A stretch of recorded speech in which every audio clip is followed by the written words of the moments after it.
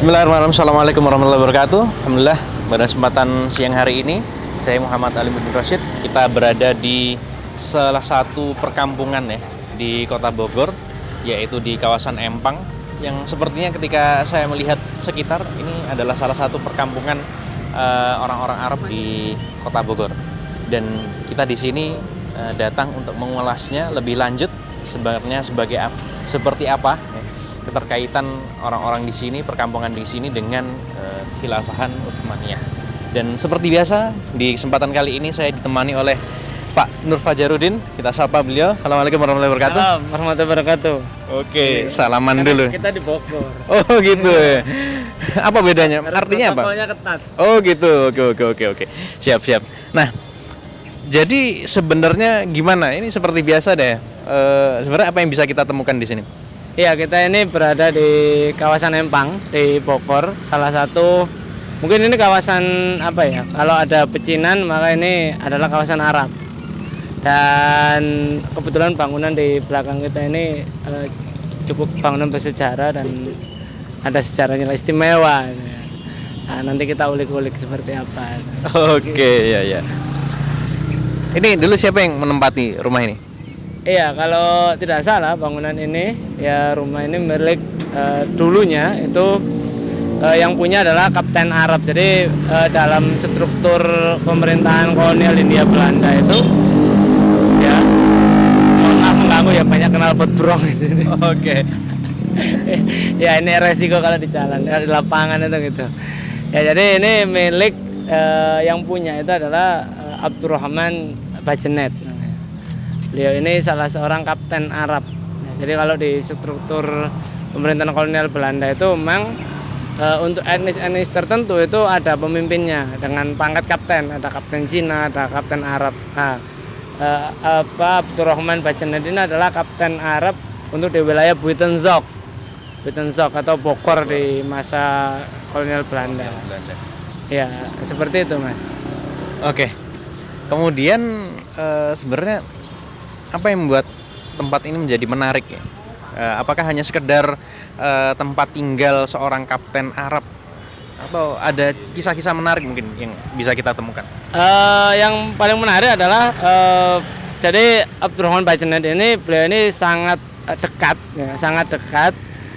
dengan kalangan Arab, yang khususnya waktu itu kalangan Arab ini dipilih oleh Utsmani untuk menjadi konsul Utsmani di Batavia. Jadi Abdurrahman Bajenet ini cukup dekat dengan kalangan Arab, para sayyid, yang memang para sayyid ini di Buitenzorg dan di Batavia ini dekat dengan duta besar Utsmani di Batavia. Dan Abdurrahman Bajenet ini punya dua anak, namanya Ahmad dan Said Bajenet. Nah, mereka ini kebetulan disekolahkan di Istanbul, di ibu kota Khalifahan, dan memang mendapat beasiswa dari Utsmani waktu itu. Dan foto ikonik dua anak ini itu ada di arsipnya Utsmani di Turki sana, dengan pakaian khas ya. Dan jadi mereka ini dua putranya itu mendapatkan beasiswa di Istanbul, dan sepulangnya nanti dari sekolah di Istanbul, Said dan Ahmad Bajenet ini nanti dekat dengan Raden Mas Tirta Suryo. Raden Mas Tirta Suryo ini adalah salah satu pelopor kebangkitan nasional di Indonesia.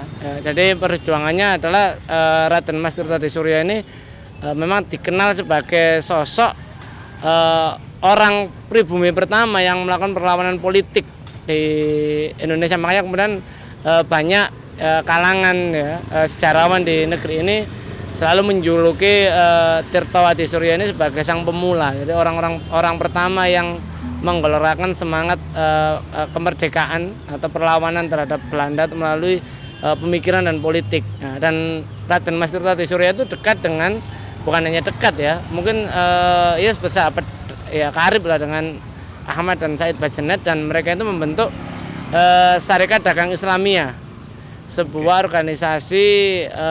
Jadi Syarikat Dagang Islamiyah itu adalah sebuah organisasi ekonomi yang menghimpun para pribumi, pedagang-pedagang pribumi dan Arab ya, terutama yang Muslim ya, dan mereka ini semacam apa ya, ya mengedepankan independensi ekonomi di kalangan pribumi dan orang-orang Arab ya, kaum muslimin di kawasan Batavia dan Buitenzorg. Nah, yang nantinya SDI Syarikat Dagang Islamiyah ini nanti digabungkan dengan Syarikat Dagang Islam Solo yang dipimpin oleh Haji Samanuti, dan mereka nanti Raden Mas Tuta Surya sendiri kemudian pada akhirnya lebih menggeluti dunia wartawan. Nah, jadi kurang lebihnya seperti itu ceritanya. Oke. Nah, sebenarnya ketika kita melihat adanya kapten Arab, kemudian putra-putranya, keturunannya kemudian mereka disekolahkan katakanlah ke Turki, ke Istanbul begitu ya. Kemudian ternyata mereka ketika pulang kemudian membentuk perkumpulan Syarikat Dagang Islam yang kemudian bergabung menjadi satu, menjadi Syarikat Islam. Sebenarnya apakah Belanda tidak menganalisis, mengira hal-hal seperti ini akan terjadi begitu ya, sehingga akhirnya ya bisa mengancam gitu ya aktivitas penjajahan Belanda di Indonesia? Iya, Belanda saya kira memahami hal itu, tapi gini, jadi kekuatan ininya adalah di kalangan Arab ya. Orang-orang Arab ini kan mereka ini kan warga negara kelas 2 ya. Bahkan mungkin nanti di menjelang abad ke-20 itu menjadi warga negara kelas pertama. Ya, kelas pertama artinya mereka mendapatkan hak hukum yang lebih tinggi dibandingkan kalangan pribumi. Oleh karenanya mungkin Raden Mas Tuta Surya itu bergabung kemudian berkoalisi dengan Said dan Ahmad Bajenet ini memang dalam catatan memang ya untuk melindungi organisasinya. Nah, di sisi yang lain kalangan orang-orang Arab ini mereka juga sangat dekat dengan Utsmani. Mereka sangat dekat dengan Utsmani, maka ibaratnya mereka punya backing yang cukup kuat. Ya. Makanya kemudian mungkin kolonial Belanda itu mungkin ya bermuka masam saja ya.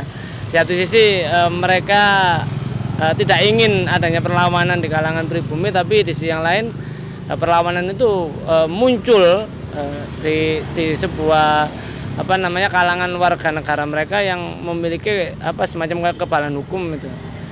Nah, jadi mereka ya ibaratnya ya hanya mengawasi saja gitu. Ya, kurang lebihnya seperti itu. Oke, ya. Kemudian terakhir deh ya. Ini karena sepertinya perjalanan kita masih akan berlanjut ya di tempat-tempat lainnya dan di kawasan perkampungan Arab ini karena banyak tempat yang bisa kita explore lagi ya. Banyak heritage. Iya, banyak heritage dan tempat-tempat bersejarah. Kemudian tadi kita sempat membahas Syarikat Dagang Islam juga ya. Nanti kita akan Islamiyah. Iya, Syarikat Dagang Islamiyah. Islam itu di Solo, oleh yang di sini Syarikat Dagang Islamiyah. Oh, oke ya, Syarikat Dagang Islamiyah. Nanti kita akan jalan-jalan juga ke sana. Tapi sebelum kita melanjutkan perjalanan kita, mungkin ada hal-hal pelajaran yang bisa kita ambil dari kunjungan kita ke sini. Mungkin yang hikmah yang bisa kita ambil selama di sini adalah bahwasanya kita harus seperti ungkapannya Bung Karno ya, jas merah. Jangan sekali-kali melupakan sejarah. Mungkin ya orang Bogor atau bahkan kita orang Indonesia sekalipun, bahkan kaum muslimin di negeri ini mungkin tidak banyak mengetahui bahwa di wilayah ini banyak heritage yang itu sebenarnya dulu digunakan oleh pendahulu-pendahulu kita untuk memercikan perlawanan terhadap Belanda, yang itu intinya adalah inti perlawanan itu berasal dari spirit Islam. Ya, di sisi lain juga masih sangat berhubungan dengan kekhilafan Utsmani waktu itu. Itu seperti itu, Mas. Oke, gitu aja. Jadi memang selama kita memahami, melihat adanya tanda-tanda atau peninggalan sejarah yang kita bisa mengambil pelajaran di sana, maka jangan lupa untuk menjadikannya sebagai spirit untuk melanjutkan kehidupan kita, mengerjakan tugas-tugas yang belum kita penuhi atau beban-beban kewajiban yang belum kita jalani, sehingga kita dapat meraih keberkahan dengan diterapkannya syariat Islam. Oke, saya Muhammad Ali bin Rashid dan terima kasih Pak Fajar. Kita akan ketemu lagi di tempat-tempat lainnya. Sekian, terima kasih. Wassalamualaikum warahmatullahi wabarakatuh. Waalaikumsalam. Dah.